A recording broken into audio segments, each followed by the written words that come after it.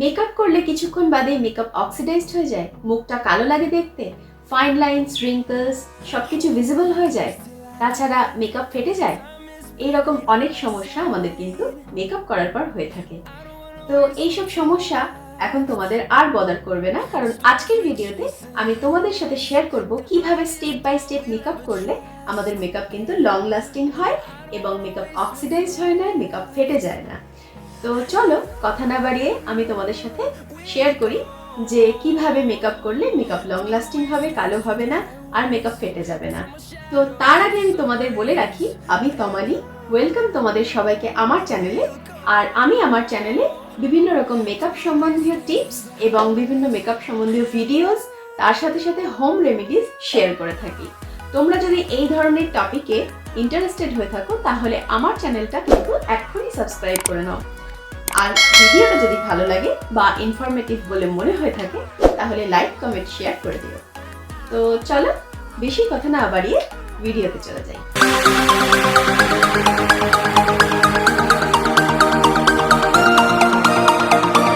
আজকে আমি তোমাদেরকে দেখাবো আমার মুখে একটার পর একটা কিভাবে প্রোডাক্ট ইউজ করে আমি মেকআপ করছি, যার ফলে মেকআপ কিন্তু লং লাস্টিং হবে, অক্সিডাইজড হবে না। তো কি করতে হবে মেকআপ করার আগে যাতে আমাদের মেকআপ কালো না হয়ে যায়? মেকআপ করার আগে সবার আগে আমাদের যেটা করতে হবে, ভালো করে আমাদের মুখ কিন্তু ফেস ওয়াশ দিয়ে ক্লিন করে আসতে হবে। আমি এখানে আমার ফেস ক্লিন করে নিয়েছি, টোনিং করে নিয়েছি, ময়শ্চারাইজিং করে নিয়েছি। তো এই তিনটে স্টেপ কিন্তু তোমাদের মেকআপের আগে অবশ্যই মেনটেন করতে হবে। তার সাথে সাথে যেটা করতে হবে, যদি তোমাদের ডেড সেলস থাকে বা অনেক দিন তোমরা হয়তো সেইভাবে স্কিনের কেয়ার করোনি, সেক্ষেত্রে কি করতে হবে, ফেস ওয়াশ করার পরে তোমরা কিন্তু একটু স্ক্রাবিং করে নিতে পারো। যে কোনো রকমের মাইল্ড স্ক্রাব দিয়ে তোমরা ফেসটাকে কিন্তু মোটামুটি 15 to 30 সেকেন্ডস হালকা করে, হালকা হাতে ছোট ছোট সার্কুলার মোশনে কিন্তু রাব করে করে ফেসটাকে স্ক্রাবিং করে নিও। এবং স্ক্রাবিং করার পর যেটা হবে, তোমাদের স্কিন কিন্তু অনেক স্মুথ হয়ে যাবে, স্কিন থেকে ডেড সেলস রিমুভ হয়ে যাবে, যার ফলে এরকম ফেসের উপর যখন তোমরা মেকআপ অ্যাপ্লাই করবে তখন সেটা খুব সুন্দর বসবে, মেকআপটা তোমার ফেসে কিন্তু খুব সুন্দর কাভারেজ দেবে। তো এই টিপটা কিন্তু তোমরা মেকআপ করার আগে অবশ্যই ফলো করো। আমাদের ফেসে যে সমস্ত আনওয়ান্টেড হেয়ার্স থাকে, অর্থাৎ যে ফেশিয়াল হেয়ার্স থাকে, সেইগুলোকে কিন্তু রিমুভ করে নেওয়াটা খুব খুব দরকার।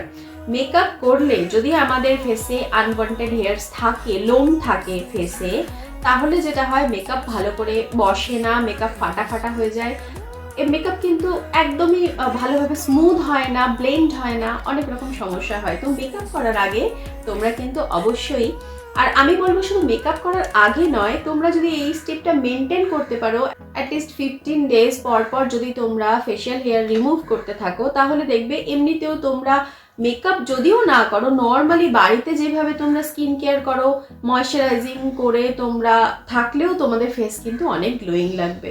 তো এই ছোট ছোট টিপসগুলো যদি আমরা রেগুলার মেনটেন করতে থাকি, আমাদের স্কিনের টেক্সচার কিন্তু ধীরে ধীরে ইমপ্রুভ হতে থাকে।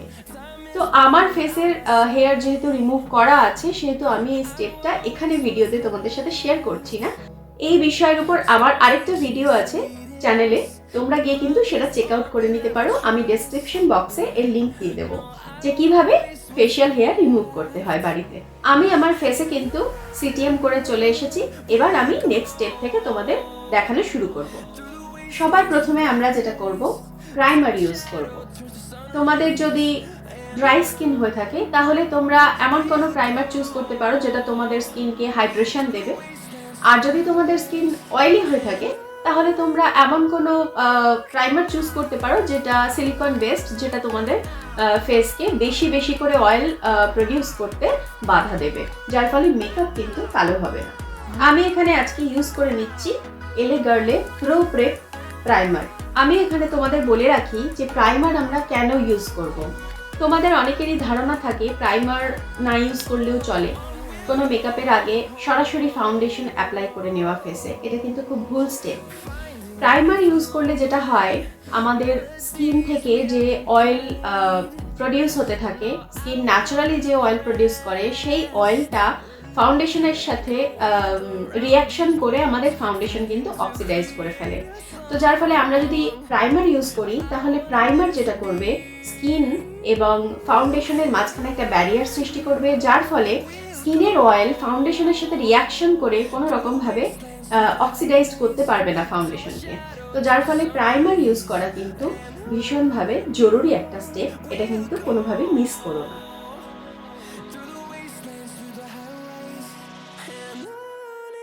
তো আমি এখানে এই সামান্য পরিমাণে একটু প্রাইমার নিয়ে নিয়েছি। এবার এই প্রাইমারটা কিন্তু আমি আমার ফেসে অ্যাপ্লাই করব।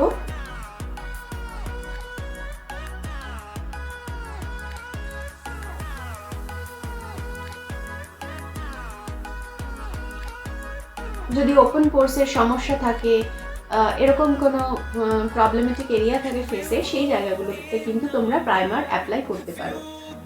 প্রাইমার অ্যাপ্লাই করার সময় কিন্তু খুব হালকা হাতে প্রাইমারটাকে জাস্ট অ্যাপ্লাই করে নেবে, কোনোভাবে রাব করবে না। তো আশা করি তোমরা ক্যামেরায় দেখতে পাচ্ছ যে এই প্রাইমারটা কিন্তু আমার ফেসে একটা ব্লারি আর ব্রাইট এফেক্ট দিয়েছে। নেক্সট স্টেপে আমি তোমাদের যেটা বলবো সেটা হচ্ছে কালার কারেক্টার। কালার কারেক্টার আমরা অনেকেই অনেক সময় স্কিপ করে যাই, ভাবি যে প্রয়োজন নেই। সত্যি যদি কারোর ফেস অলরেডি খুব ব্রাইট থাকে, কোথাও কোনো ডার্ক প্যাচ না থাকে, আন্ডার আই ডার্ক সার্কেল না থাকে, সেক্ষেত্রে আলাদা কথা। কিন্তু আমাদের বেশিরভাগ মানুষেরই ফেসে কিন্তু ডার্ক সার্কেল থাকে, অনেক জায়গায় ব্ল্যাক প্যাচেস থাকে, পিম্পলের মার্কস থাকে, এছাড়াও অনেক রকম দাগ থাকে। তো সেই ক্ষেত্রে সেই স্কারগুলিকে হাইড করার জন্য আমাদের কিন্তু অরেঞ্জ কালার কারেক্টার ইউজ করাটা খুবই ইম্পর্ট্যান্ট একটা স্টেপ। এটাকে কিন্তু কোনোভাবে মিস আউট করা উচিত নয়।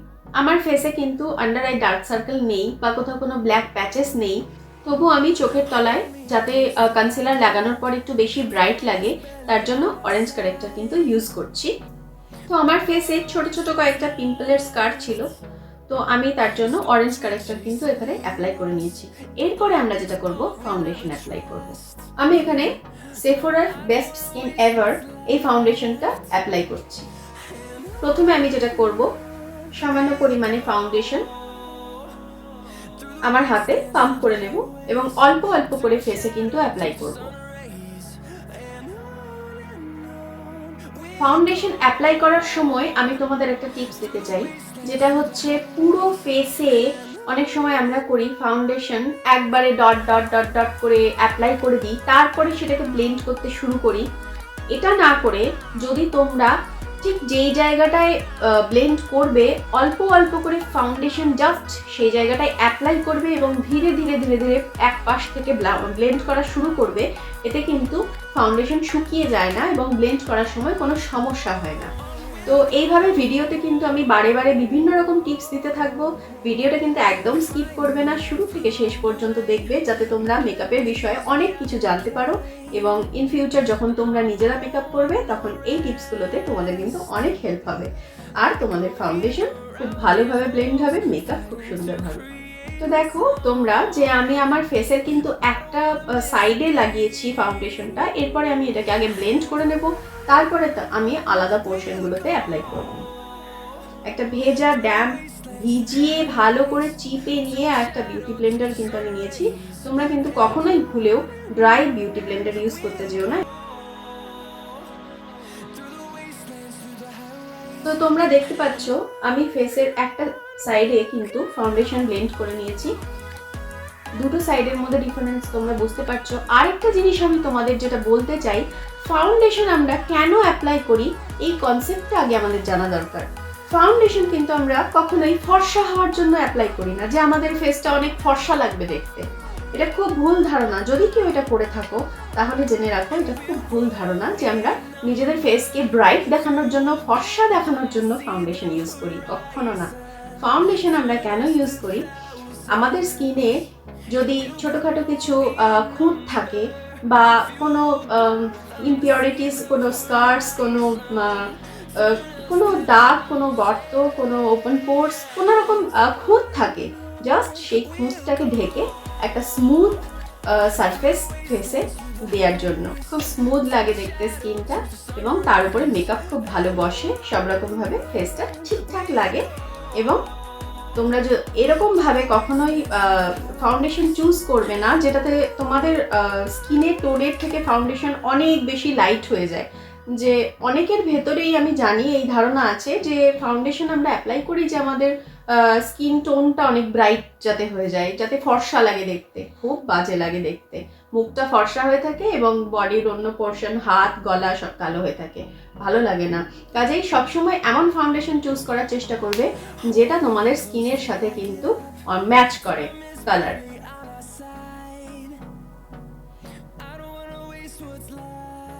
ফাউন্ডেশন চুজ করার সময় কিন্তু তোমরা একটা জিনিস খেয়াল করে নিও যে ফাউন্ডেশনটা অক্সিডাইজড হয় কিনা। যদি অক্সিডাইজড হওয়ার সম্ভাবনা থাকে তাহলে সেক্ষেত্রে তোমরা স্কিনের শেডের থেকে এক শেড লাইট ফাউন্ডেশন ইউজ করতে পারো, যাতে সেটা অক্সিডাইজড হওয়ার পরেও তোমার স্কিনের সাথে ম্যাচ করে যাবে, বা তোমার ফুল ফেসের মেকআপ কমপ্লিট হতে হতে ফাউন্ডেশনটা কিন্তু স্কিনের সাথে অ্যাডজাস্ট করে যাবে এবং স্কিন টোনের সাথে ম্যাচ করে যাবে। তো সেই ক্ষেত্রে তোমরা কিন্তু জিনিসটা একটু খেয়াল রেখো।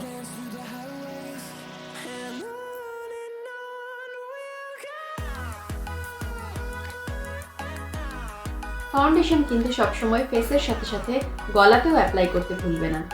আর যেটুকু প্রোডাক্ট বিউটি স্পঞ্জে এক্সট্রা লেগে থাকবে সেই প্রোডাক্টটা কিন্তু তোমরা তোমাদের কানে হালকা করে ড্যাপ করে নিও।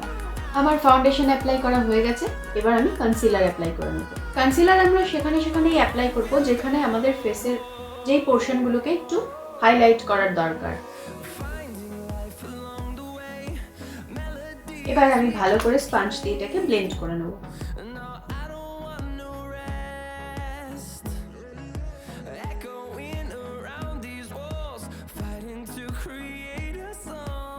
আমি ভালো করে কিন্তু কনসিলারটা ব্লেন্ড করে নিয়েছি।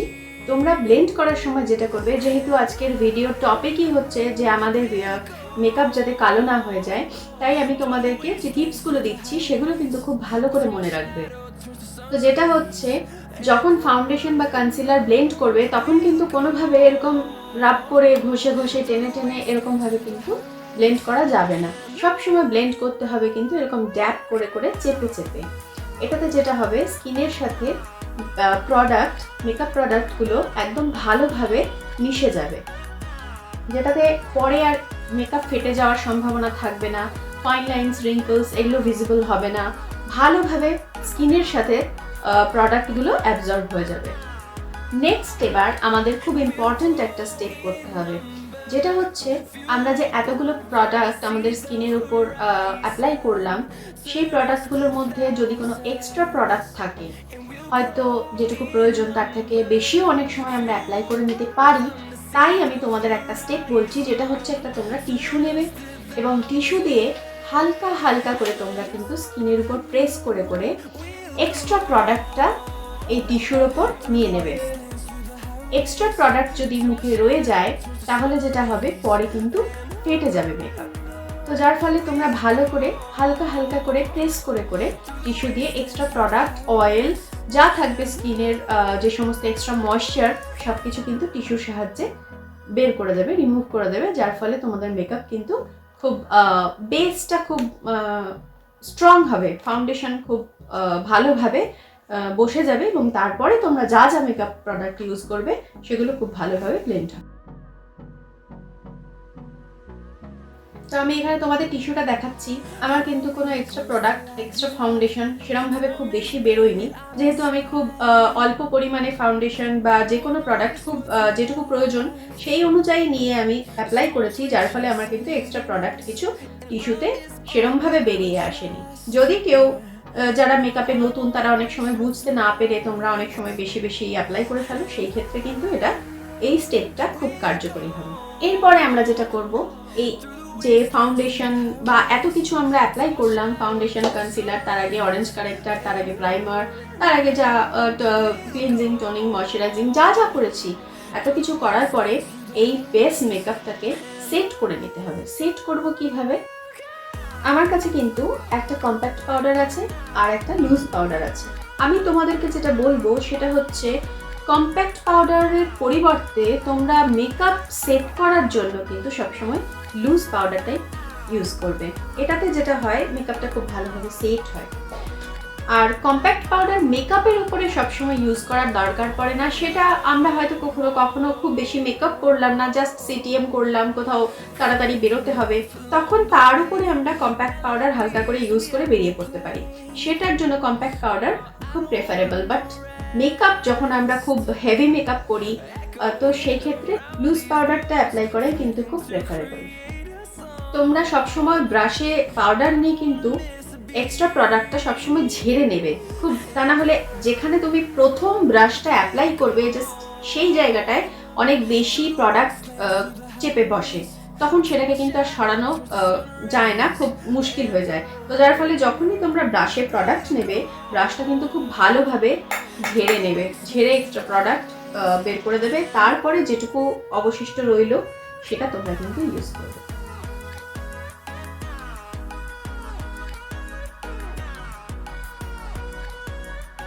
আমি তোমাদের যেটা বলবো সেটা হচ্ছে, তোমরা যে লুজ পাউডার ইউজ করবে, যে কোনো রকম লুজ পাউডার ইউজ করতে পারো, কিন্তু লুজ পাউডারটা যেন তোমাদের ফাউন্ডেশনের শেডের থেকে এক শেড লাইট হয়।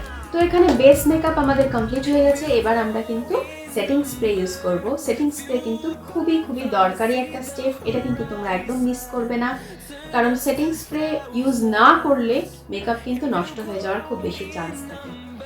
আর সেটিং স্প্রে ইউজ করলে যেটা হয়, আমাদের ফেসটা কিন্তু খুব ড্রাই লাগে না, মেকআপটা খুব ড্রাই লাগে না, এবং তার সাথে সাথে একটা ডিউই লুক আসে, যেটা দেখতে কিন্তু খুব ভালো লাগে, খুব গ্লোয়িং লাগে। আমি এখানে মার্সের সেটিং স্প্রে ইউজ করে নিচ্ছি। সেটিং স্প্রে ইউজ করার আগে ভালো করে একটু শেক করে নেবে, তারপরে ইউজ করবে। সেটিং স্প্রে ইউজ করার আরেকটা নিয়ম হচ্ছে যে তুমি একদম ফেসের সামনে নিয়ে এসে কিন্তু স্প্রে করবে না, স্প্রে করবে একটু দূর থেকে, যাতে এটা ছড়িয়ে সারা মানে পুরো ফেসে কভার করে, ছড়িয়ে যেন আসে। আর দূর থেকে স্প্রে করার ফলে যেটা হবে, স্প্রে এর যে ড্রপলেটসগুলো সেগুলো আমাদের স্কিনের পোরের ভিতরে যাবে এবং গিয়ে মেকআপটাকে খুব ভালোভাবে সেট করে রাখবে এবং ধরে রাখবে। আমরা যদি ফেসের খুব কাছে থেকে আমরা স্প্রে করতে থাকি, তাহলে যেটা হয়, আমাদের মেকআপ সেই জায়গাটায় ভিজে যায় এবং ভিজে গিয়ে সেই জায়গাটা গলে যাওয়ার সম্ভাবনা থাকে এবং সেটা ভালো করে সেটও হয় না। তার জন্য একটু দূর থেকে স্প্রে করতে হয়, যাতে স্প্রেটা পোরের ভিতরে ভালোভাবে অ্যাবসর্ব হয়ে যেতে পারে এবং মেকআপটাকে খুব ভালোভাবে লং লাস্টিং করবে।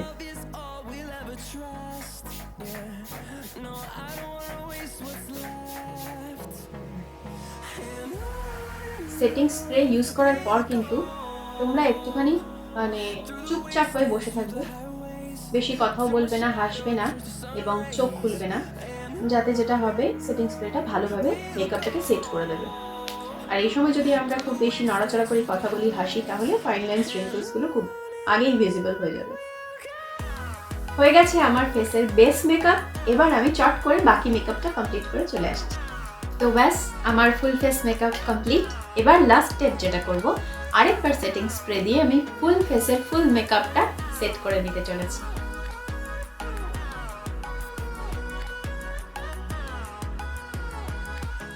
তো ব্যাস, এই ছিল মেকআপের ছোট ছোট কিছু টিপস, যে টিপসগুলো ইউজ করলে তোমরা যখন এই টিপসগুলো ইউজ করে মেকআপ করবে, তখন দেখবে তোমাদের মেকআপ লং লাস্টিং হবে, আর মেকআপ ফেটে যাবে না, মেকআপ অক্সিডাইজড হবে না। তো আর মেকআপের সব থেকে ইম্পর্টেন্ট স্টেপ যেটা, যতই তুমি প্রোডাক্ট ফেসের উপর ইউজ করো, সেটা কিন্তু খুব ভালোভাবে ব্লেন্ড করতে হবে। এটা মাস্ট, খুব ভালোভাবে তোমাদের ব্লেন্ড করতে হবে প্রত্যেকটা প্রোডাক্ট, আই শ্যাডো থেকে শুরু করে, ফাউন্ডেশন থেকে শুরু করে, কনসিলার থেকে শুরু করে, যা কিছু প্রোডাক্ট আমরা ফেসে ইউজ করি মেকআপ করার সময়, প্রত্যেকটা মেকআপ ইন্ডিভিজুয়ালি ভালোভাবে ব্লেন্ড করতে হবে। যত ভালোভাবে সময় নিয়ে ধীরে ধীরে তোমরা ব্লেন্ড করবে, মেকআপ কিন্তু তত ভালো করে ফেসের মধ্যে বসে যাবে এবং লং লাস্টিং হবে। তো আজকের ভিডিও এটাই ছিল। আশা করি তোমাদের ভিডিওটা খুব ভালো লেগেছে, এবং যদি ভালো লেগে থাকে ভিডিওটা কিন্তু লাইক, কমেন্ট, শেয়ার করে দিও, আর তার সাথে সাথে চ্যানেলটাও সাবস্ক্রাইব করে নাও, এবং এইভাবেই আমার পাশে থাকো। চলে আসছি এরকমই আরেকটা ইম্পর্টেন্ট ভিডিও নিয়ে তোমাদের সামনে। ততদিন ভালো থেকো, সুস্থ থেকো। আজকের মতো টাটা।